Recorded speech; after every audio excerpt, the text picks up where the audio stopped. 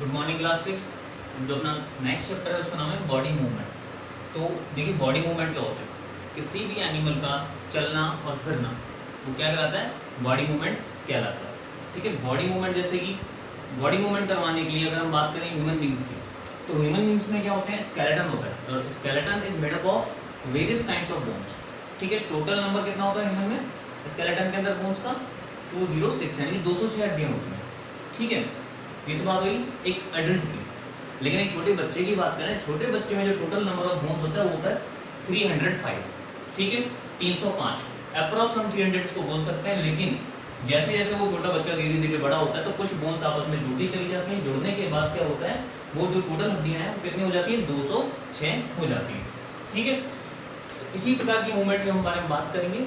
Movement है जो हमारे अंदर जो होती है मूवमेंट, यानी कि ह्यूमंस के अंदर, एनिमल्स में भी और हमारे अंदर, तो हम वही मूवमेंट के बारे में पढ़ने वाले हैं। ठीक है, तो उसके लिए सबसे पहले हम पढ़ते हैं जॉइंट्स के अंदर। देखिए जॉइंट्स क्या होते हैं, जब दो बोन्स आपस में ज्वाइन करती हैं, ठीक है ना, यानी कि दो हड्डियाँ जब आपस में जुड़ती हैं तो जुड़ने वाली जो साइड है, यानी कि ये वाली जो साइड जहाँ ये जुड़ रही है इसको हम बोलते हैं जॉइंट। ठीक है, अब आपको जॉइंट आ गया समझ में। आप अपनी बॉडी को महसूस करके देखिए, जैसे कि ये फिंगर है मेरी, यहाँ से बैंड हो सकती है तो यहाँ दो पॉइंट जुड़ी पड़ी है। ठीक है, ये रहा जॉइंट, एक ये रहा। मैं इसकी बात करूँ, मेरे हाथ की जो हड्डियाँ हैं तो यहाँ पर से घूम सकती हैं आराम से, तो यहाँ पे एक जॉइंट की खास बात ये होती है कि वहाँ से जो आपकी दो हड्डियाँ हैं आपस में बैंड हो जाती हैं। जहाँ जॉइंट नहीं है, जैसे इस पोर्शन में मेरे यहाँ से यहाँ तक कोई जॉइंट नहीं है तो ये ऐसे झुक नहीं सकता, ये ऐसे सीधा रहेगा। लेकिन यहाँ पे जॉइंट आ जाता है, मेरी रिस्ट पे ट्राई तो यहाँ से बोन ऐसे झुक आराम से सकती है। ठीक है, तो जॉइंट्स आपको समझ में आए। तो पहला जो आपका टाइप है बॉल एंड सॉकेट जॉइंट। कि बॉल एंड सॉकेट जॉइंट क्या होते हैं, देखिए बॉल एंड सॉकेट जॉइंट के आप स्ट्रक्चर को देखें तो एक तरफ से जो सॉकेट है वो एक बाउल की शेप में होता है, इस तरह से, यानी कि कटोरी की शेप में।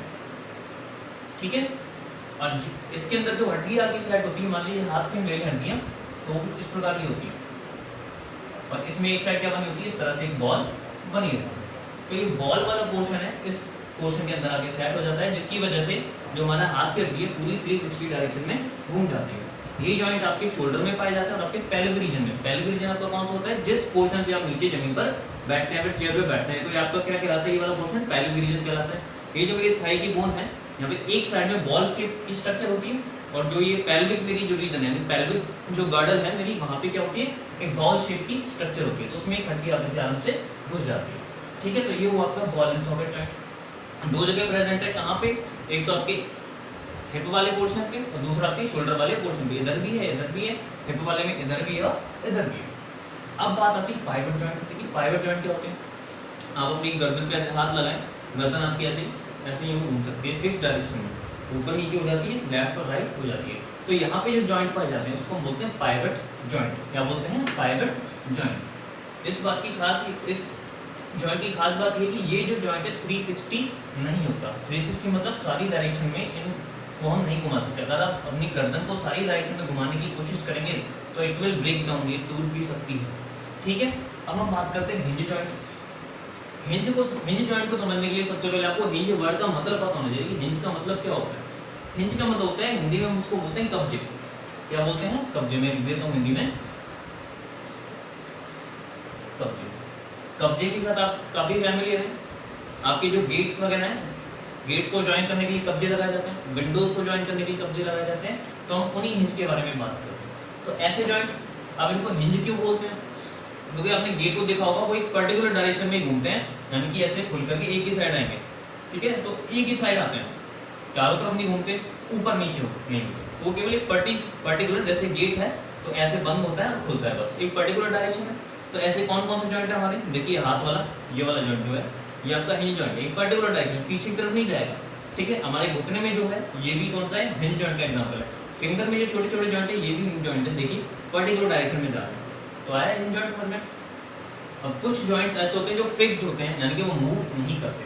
ठीक है, आपकी हम बात करते हैं स्कल की, यानी कि जो खोपड़ी की जो हड्डी इसको बोलते हैं स्कल। अगर स्कल की बात करें तो यहाँ पे आपके फिक्स्ड जॉइंट पाए जाते हैं। स्कल में टोटल 22 बोन्स होती हैं। कितनी होती है, 22 बोन्स। उसमें क्या, जो नीचे वाला जो लोअर, जो आपका नीचे वाला जो जबड़ा, ठीक है ना, यही केवल मूव करता है, बाकी जो बोन्स हैं वो बिल्कुल भी मूव नहीं करती। तो उनको हम बोलते हैं फिक्स्ड जॉइंट। फेशियल बोन्स इनको आप कह सकते हैं, और क्रेनियल बोन जो आपकी होती है, यानी खोपड़ी की हड्डियों की जो बोन्स हैं उनको हम क्रेनियल बोन्स बोलते हैं, तो आपकी फिक्स्ड होती है। अब हम बात करते हैं सेकंड टॉपिक आपका स्केलेटन। देखिए स्केलेटन क्या होता है।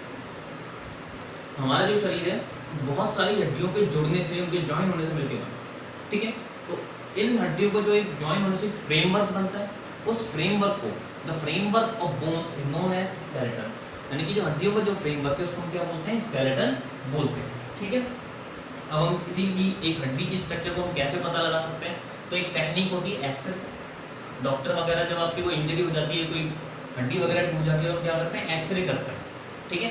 एक्सरे से क्या पता लगता है, जो आपके मसल्स हैं, मसल्स को तो एक्सरे पार कर लेती है लेकिन हड्डियों को नहीं कर पाती, तो उसकी वजह से एक उनका आपको डायग्राम मिल जाता है जिसको हम क्या बोलते हैं, एक्सरे बोलते हैं। जिसमें क्या है, जैसे कि आपके इंटरनल कोई इंजरी हुई और कोई फ्रैक्चर हो गया कोई पार्ट, तो उसके बारे में यहाँ से हम पता लगा सकते हैं, ये आपको होता है एक्सरे। अब हम बात करते हैं कार्पल्स की। देखिए कार्पल्स क्या होती है, आपकी जो हाथों में जो छोटी छोटी बहुत सारी हड्डियाँ होती हैं, हाथों की हड्डियों को हम क्या बोलते हैं, कार्पल्स बोलते हैं। टोटल कार्पल्स इनसे आगे जाकर के आती है मेटाकार्पल्स आती है, ऐसे आपके पैरों में भी होती है, पंजों में, ठीक है। अब बात आती है आपकी रिब केज की। देखिए रिब केज क्या होता है, आपकी जो पसली की जो हड्डियाँ हैं, ये पसलियाँ जो हैं, ये जो हड्डियाँ हैं, ये सारे मिलकर के केज का फॉर्मेशन करती है, जिसको हम बोलते हैं रिब केज, ठीक है।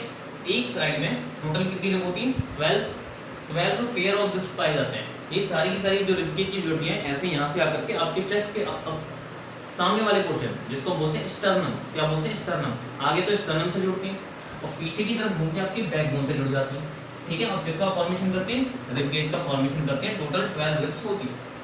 अब हम बात करते हैं बैकबोन की। देखिए बैकबोन, अब आपको मैं कुछ वर्ड बता देता हूँ, बैकबोन, स्पाइनल कॉर्ड और वर्टिब्रल कॉलम। देखिए अब वर्ड्स को ध्यान से देखें, बैकबोन, फिर सेकेंड वर्ड है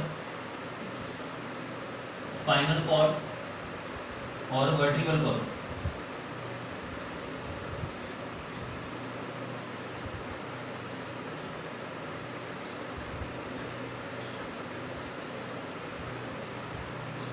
देखिए तो बैकबोन और वर्टिब्रल कॉलम, ये दोनों कैसे वर्ड है, सेम वर्ड है।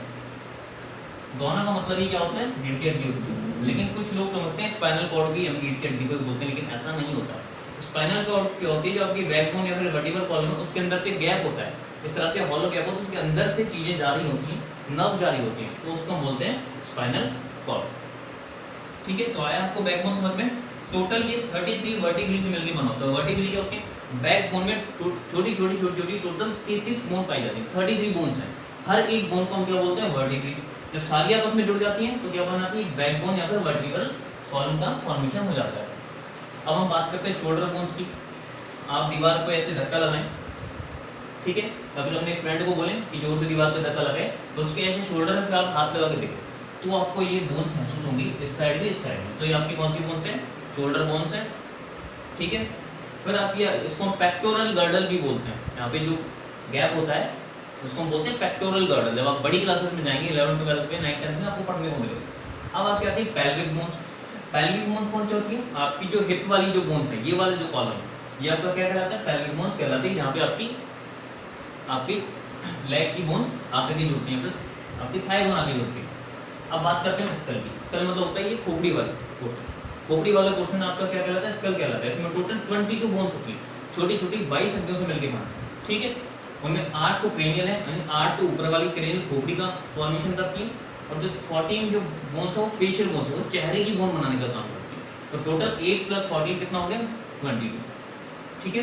तो अभी आपको इतना सही बताना था, जितना मैंने आपको बताया है। चैप्टर को निकालें, इसको अच्छे से पढ़ें, पढ़ने के बाद कोई क्वेश्चन हो तो आप पुटअप करें, आपको बताया जाएगा। Thank you class.